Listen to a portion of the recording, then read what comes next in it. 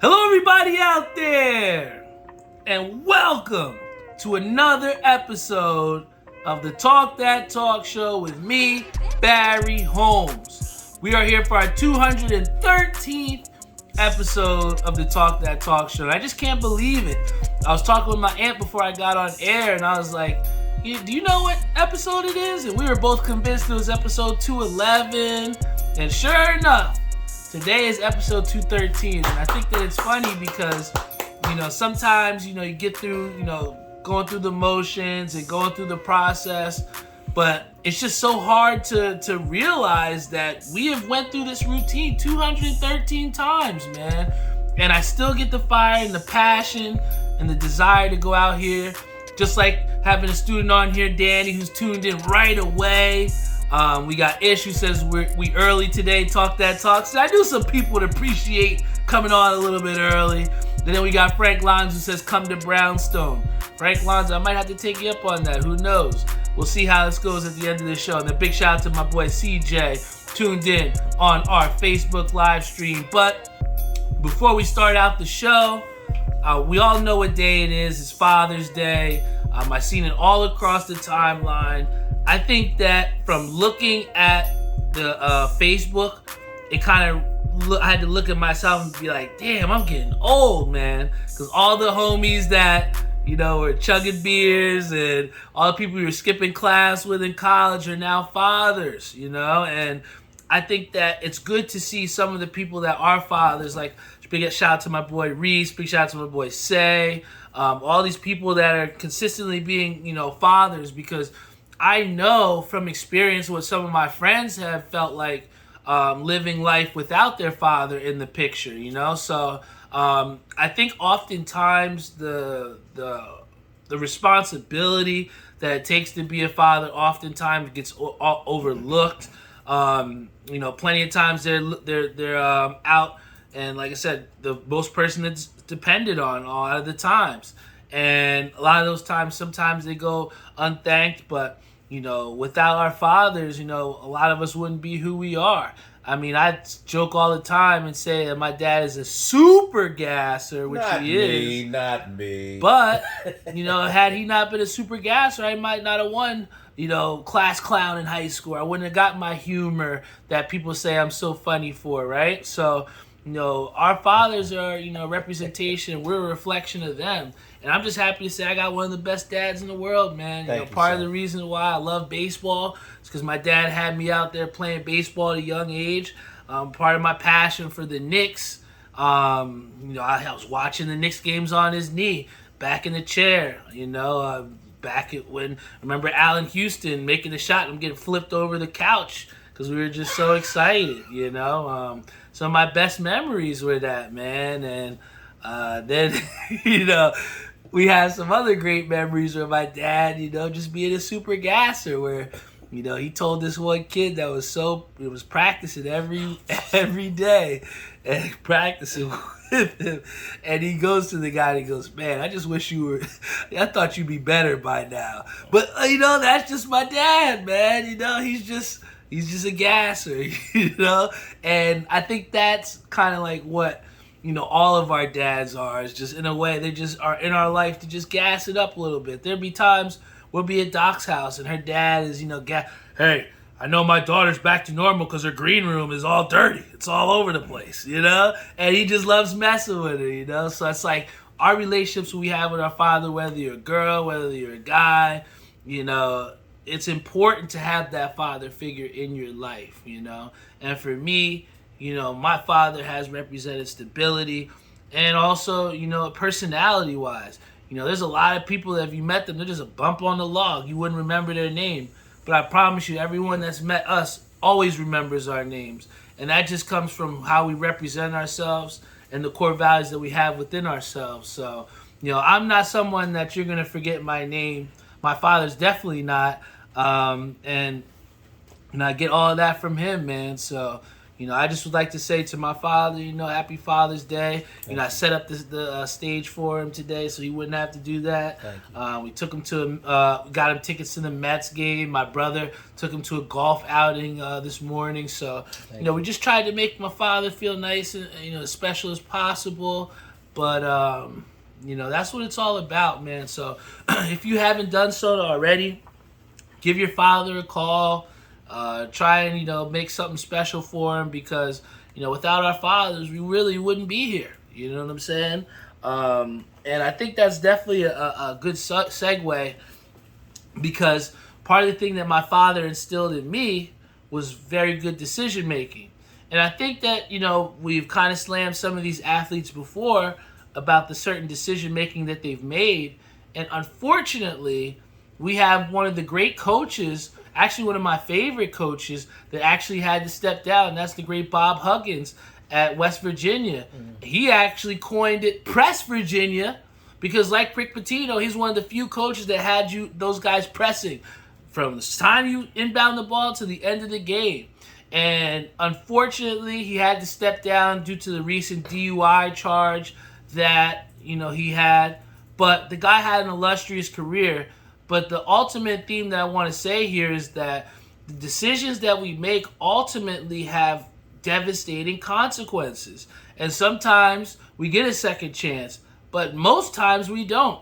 And Bob Huggins, you already know what happened in Cincinnati where he had some kind of discrepancy with the racial slurs or whatever. So we had that happen. And now you have a situation where, you have the DUI and you've been asked to step down. And I just think that it's crazy to think that, and I hate to bring race into this, but there's plenty of times where you have black athletes or you have black coaches that are absolutely slandered and absolutely blasted when they lose positions. The first headline you see, this person loses their job, this person gets fired, this person gets the can. Any type of black athlete or black coach that has some sort of thing happen, the headline is often terrible. But here you have a guy in Bob Huggins who's on his second strike now who gets arrested for a DUI, and the main headline is he gets to step down from his position. It sucks that some of these, even though I do love Bob Huggins, but it sucks that we don't hold the white or the older white coaches to the same standard that we will hold these black coaches. Why is his headline not fired because of a DUI? They gave him the amicable, nice way out. And I just wish that sometimes that black athletes and black coaches would get afforded the same outs and the nice outs that these white coaches do. So Bob Huggins, you might have tarnished your legacy a little bit, but at least you got to step down and you weren't fired like the rest of the people of my color. And then what we have happened here too is from these illustrious careers where you have someone that steps down from something bad happening, we have on the athletic side of things, we have two great career NBA players that have decided to step away from the game. The first one being a guy named Lou Williams. If you don't know who he is, you should definitely go on Google and check out this guy. Wow. Lou Williams spent 17 seasons in the NBA and outside of Jamal Crawford, when you think six man, you think of Lou Williams. He was one of the first people that we considered as an MVP straight from coming off the bench. And Lou Williams was a bucket, and I'm sure if he still was out there, he could still get a bucket and had effective minutes. But like we said before on the last telecast with Amanda Nunes stepping away from the game at the top of the game, I respect these athletes that decide to go away when their time is now. Almost similar to like a Sue Bird who's done so much for the game, and she stepped away in her final season last season. So when you have these athletes that step out at the right time, we can give them their flowers while they're still here, And I can't say, that Lou Williams is not one of the best six-man players of all time. So it'll be sad to see him go. But, as we start to see these players cycle out, It's more of a reminder to us that we're just getting a little bit older out there, you know? A lot of those players that we used to look up to, like Dirk, Shaq, Kobe, they're just not there no more. And then another name that, retired that I saw that was in the news was a guy named Udonis Haslem. Now, a lot of you guys make fun of him for being on the bench and, most epically when they lost, I think in the bubble, and he was so mad, but he didn't get any points or didn't even get any playing time. But what Udonis Haslem represents is something that each one of us has probably had the opportunity to do within our lives, but we just didn't want to do it.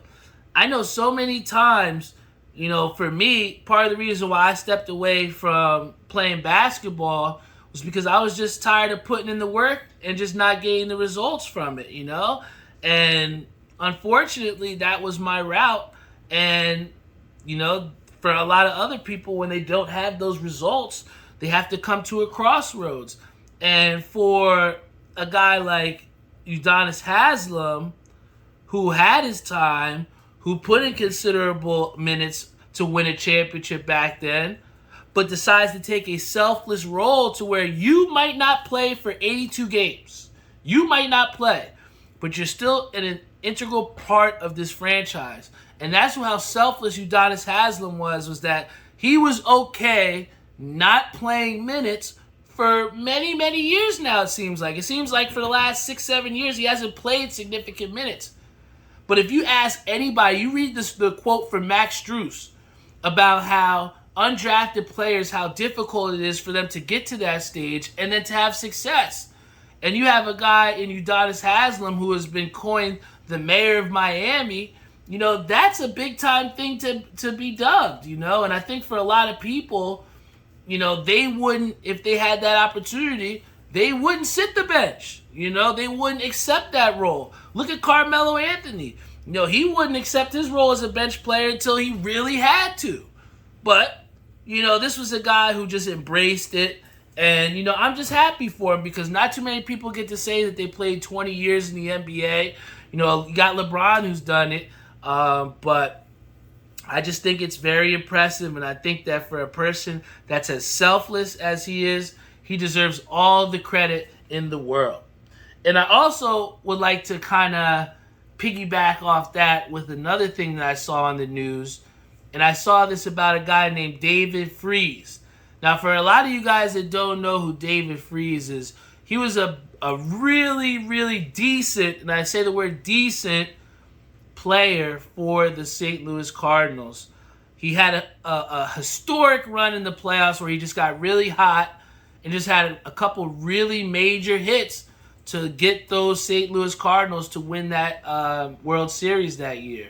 And to honor him, the St. Louis Cardinals decided to make him a part of their St. Louis Hall of Fame. And as selfless as this guy, David Freese, is, he declined it. And you might say, if you're me, I might say he's a little stupid for this. But if you listen to what he said that he feels like the people that were in those red jackets, those Hall of Famers in the St. Louis organization, had meant more to the Cardinals than what he did.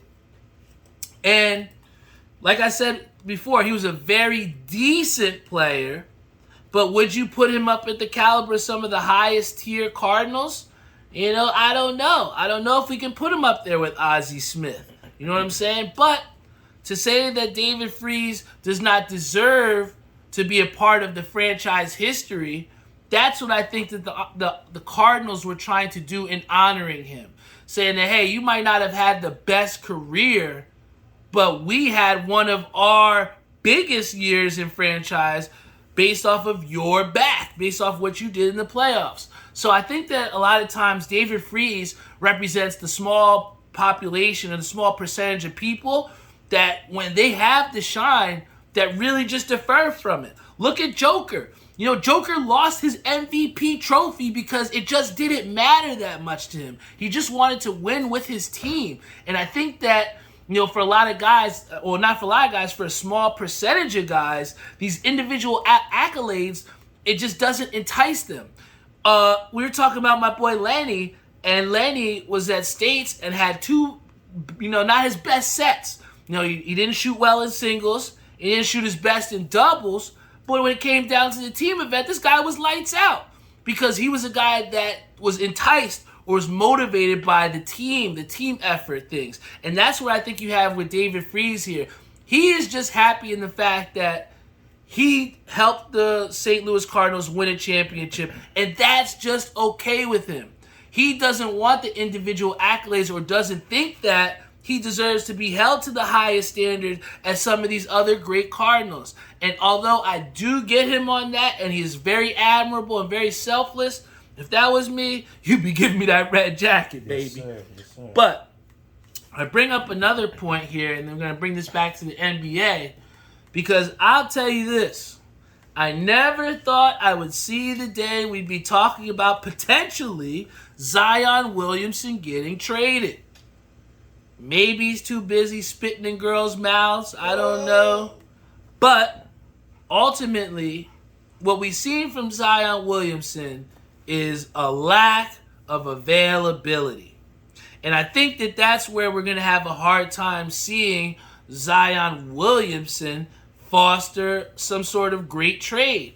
And unfortunately, it doesn't help his stock when he has a messy situation like his pregnant girlfriend, being harassed by his side chick who's blasting and putting out all of his business on social media. I would not have known about how he likes to spit in girls' mouths if it wasn't for this girl putting it all on Twitter. And I hate to say it, Zion, but what you learned was something I learned about 10, 15 years ago. Zion, having two girlfriends is hard work, brother. You can't do it. You know what I'm saying? I tried it. You know what I'm saying? It wasn't good. You have, at some point, somebody has to sacrifice a certain other time. You're telling both these girls you're going to fly them out and have them live in New Orleans with you. And you can't even get on the court to play. I think that ultimately Zion Williamson's priorities aren't in recovering. It's just truly, we've seen it in the media. How, when you're getting a Jordan Brand deal, hundreds of millions in dollars, and you can't get in shape, bruh, you give me $10 million, I'll go out there and run the fucking marathon. I promise you that. But when you have these people that are elevated in these certain places, and then you have the people around them telling them you're so great, you're this, you're that they feel like they don't have to put the work in. And ultimately, what we have here is that Zion Williamson's ceiling is not worth the lack of availability.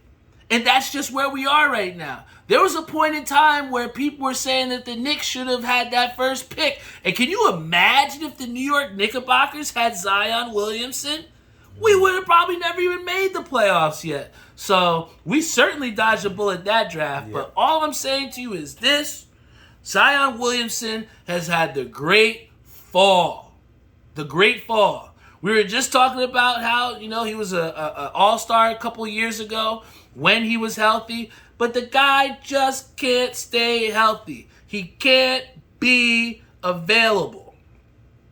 And that's the problem when you pay people ahead of time based off of their potential without them showing some results. All we have from Zion is just some great dunks. The motherfucker didn't even play a full season at Duke. He's never played a full season. So, unfortunately, I just find it hard for him to find a good place to play because of his lack of availability. And when you look at some of the things that he's doing off the court, it kind of leads you to believe and understand why he's not ready now. So, I just want to say to Zion, man, just put the work in, bro. Mm-hmm. And having two girlfriends never works out, bro. It never works out. And then, another trade that we saw that happened in the media just before we hopped on the air, we see Bradley Beal is traded to the Suns. And I paused there for a second because that's what I saw when I saw that on the news. I'm like, damn. Here you got a guy in Bradley Beal who wanted to be the poster boy and said, I want to stay and be the reason why Washington changes. Give me that max contract because I want to show and be a part of this change in Washington.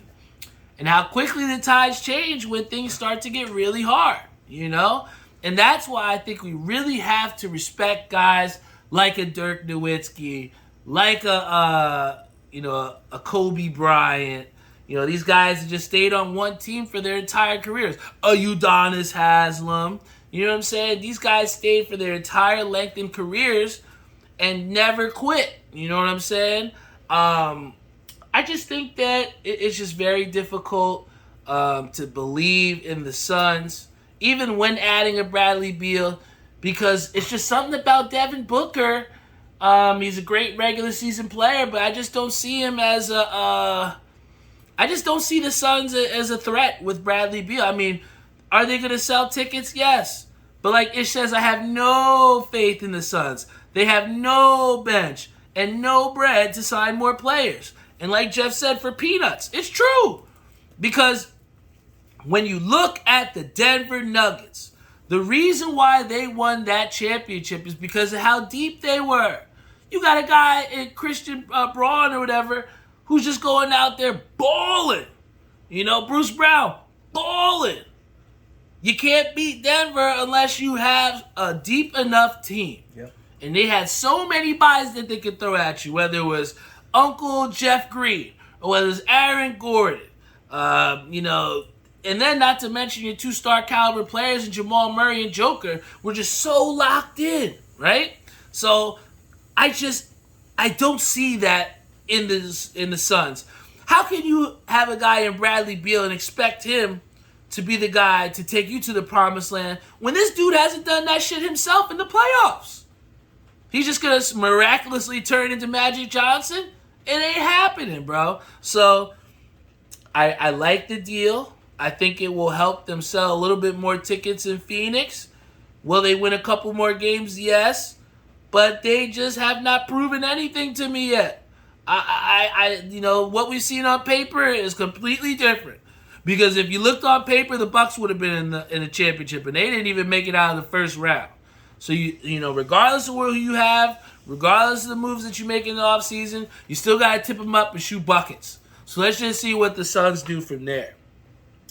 And I had one gripe with the WNBA before I hopped off here, and I thought this was super important because I was talking with my girlfriend, and I was just saying just how much I've enjoyed watching these WNBA games. I mean, week after week, I keep telling you guys, I lost a parlay because this girl from the Indiana Fever hit one of the most athletic and incredible step backs that I've seen in basketball, period. Not from a guy or a girl, period.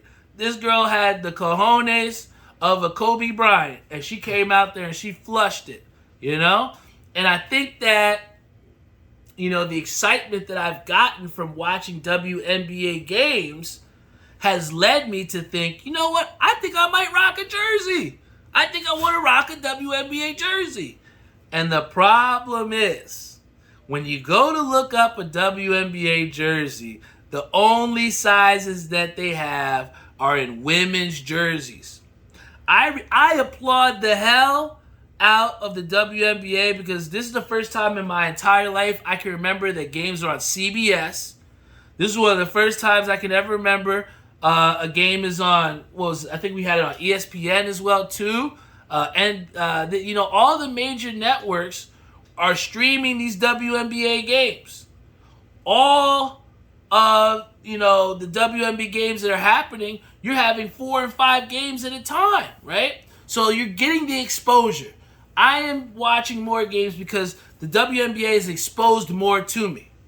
And now, based off of how I've been exposed to it, I'm inclined to I want to buy a jersey.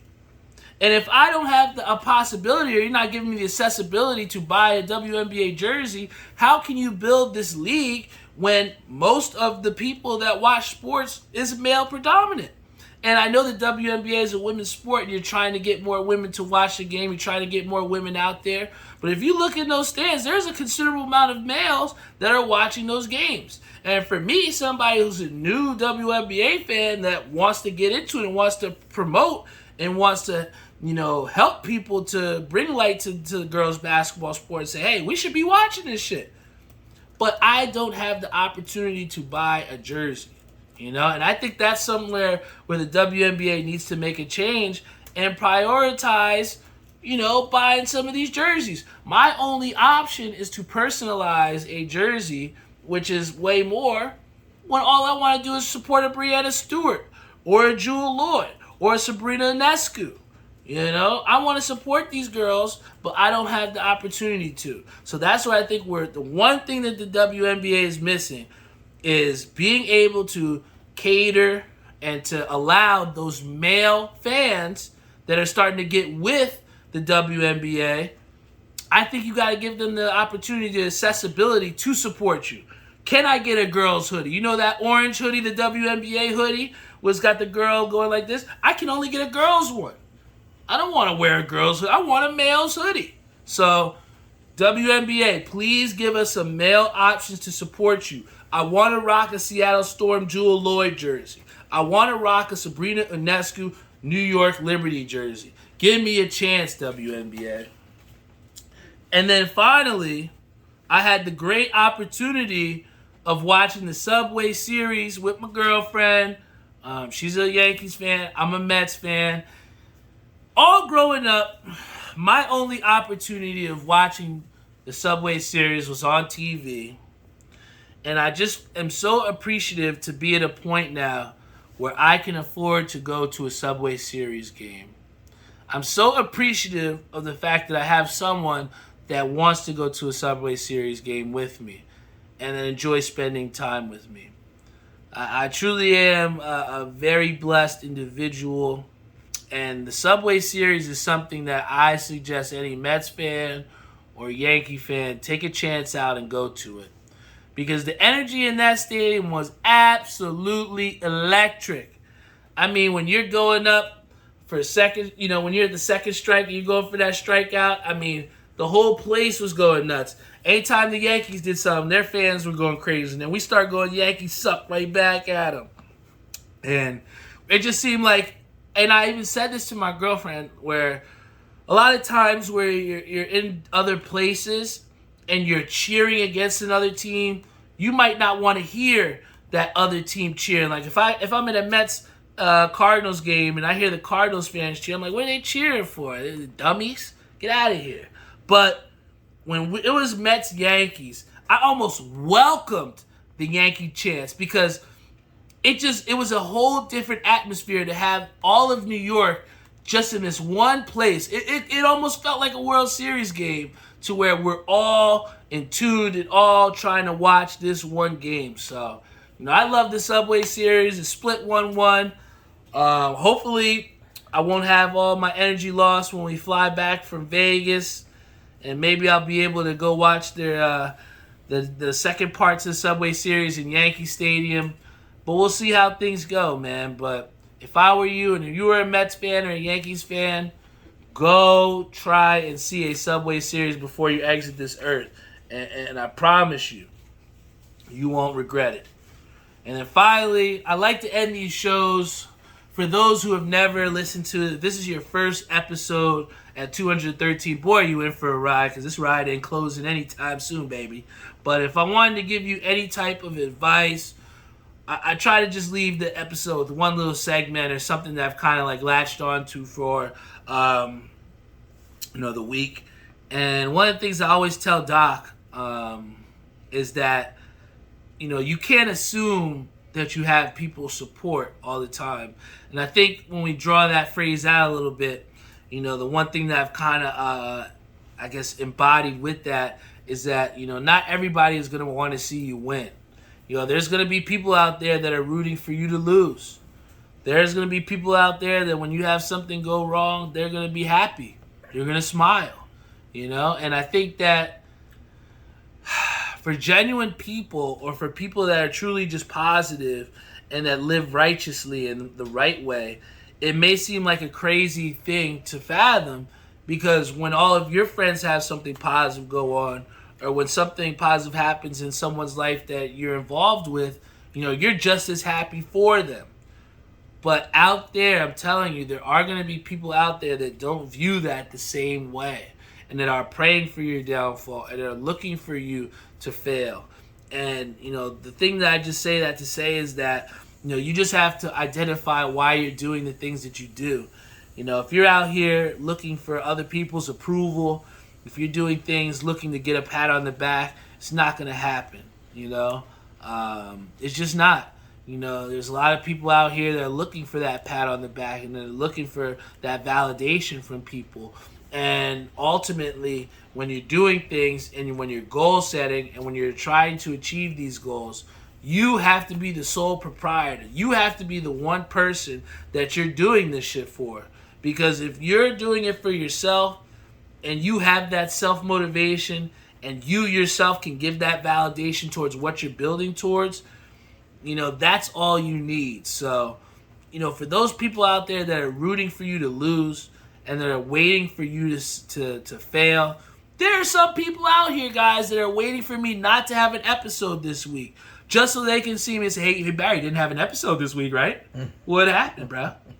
There are people out there that are truly waiting for me to fail. There are some people that are trying to say, hey, what happens when you don't have nobody live? Are you still going to come out here and do the Talk That Talk show? There's going to be times where I don't have sellouts, where I don't sell out the merchandise that I make. But the point is, you still got to keep going, guys.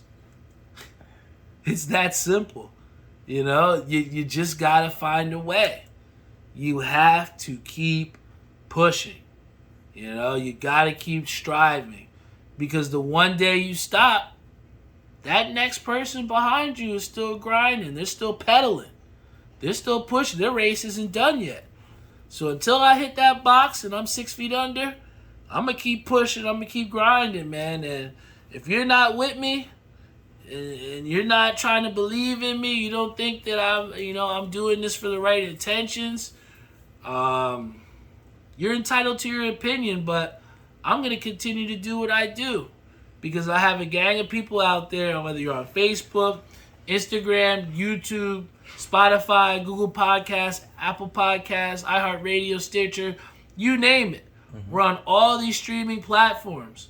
But I wouldn't be here if it wasn't for my own self, forcing myself to get up.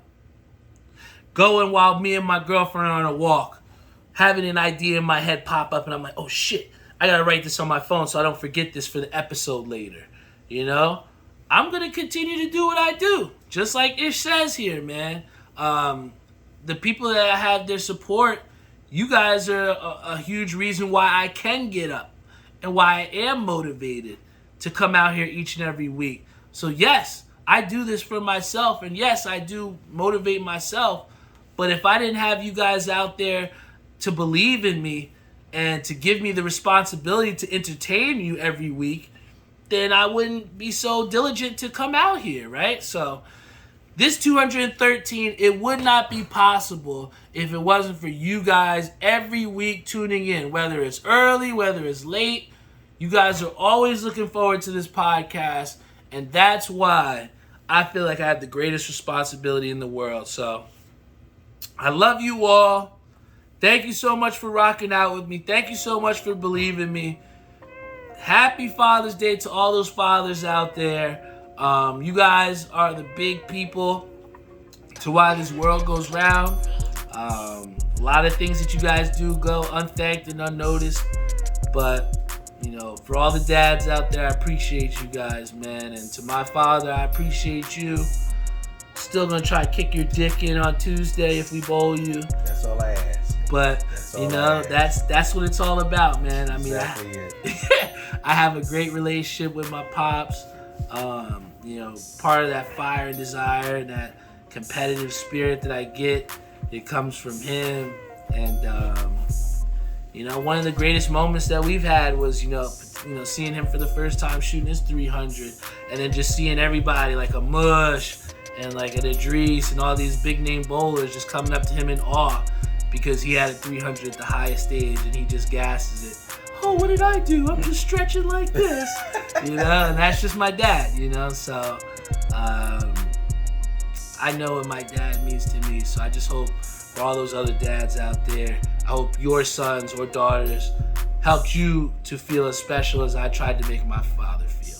So on that note, I appreciate you all. Thank you so much. I'm about to hop off the air here because I got the day off tomorrow. And I'm going to go cuddle with my girlfriend and go to sleep. So I'll see you guys later. I love you all. Time to sleep in. And I will see you all next week.